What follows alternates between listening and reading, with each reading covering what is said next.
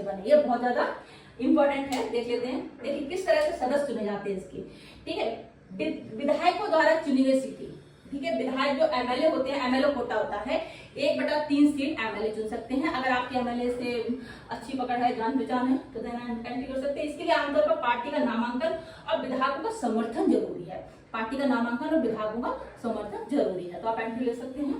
स्थानीय निकाय से चुनी हुई सीटें, स्थानीय निकाय ग्राम पंचायत निगम हो गया, 1/3 सीटें यहाँ से जाती हैं। पहले पंचायत या नगर निगम का आपको सदस्य बने। ठीक है, स्थानीय निकाय प्रतिनिधियों के बीच आपकी पहचान और समर्थन होना चाहिए, तो आप एंट्री ले सकते हैं। ठीक है, सदस्य बनना जरूरी है, ग्राम पंचायत या नगर निगम का सदस्य बनिए आप। तो स्थानीय निकाय से इसकी सीटें जाती है 1/3 सीटें विधान परिषद में। ठीक है, स्नातक निर्वाचन क्षेत्र 1/12 सीट।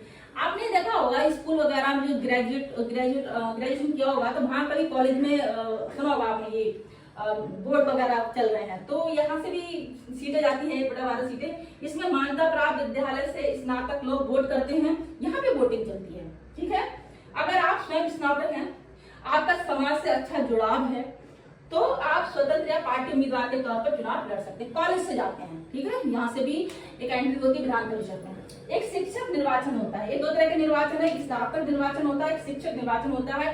दोनों में ही 1/12 सीटें जाती हैं। ठीक है, इसमें कम से कम 3 साल तक पढ़ाने वाले पंजीकृत शिक्षक वोट करते हैं।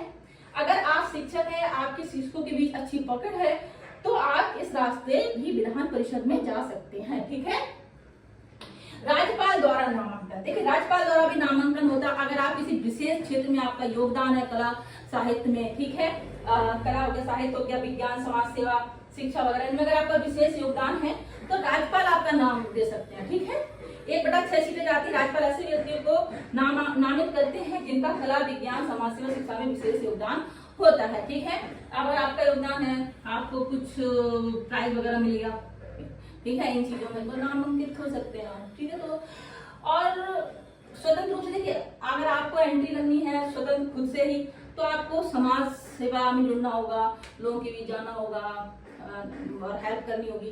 तो इस तरह से आपको अपनी पहचान बनानी होगी। तो हमने जस्ट देखा कि विधान परिषद चुनाव कैसे होते हैं, सीधे जनता द्वारा नहीं होते, इस तरह से एंट्री होती है। ठीक है, और हमने विधानसभा चुनाव देखे, विधान परिषद चुनाव देख लिए, कल हमने लोकसभा चुनाव और राज्यसभा चुनाव देखे थे। ठीक है, एक 4 प्रकार के चुनाव देखे। अब हम आर्टिकल्स पे आगे बढ़ेंगे। ग्राम पंचायत, नगर पालिका चुनाव वगैरह हम तब देखेंगे जब उनके संबंधित आर्टिकल्स को हम पढ़ेंगे। ठीक है, तब तक इतना देखिए। अब कुछ भी समझ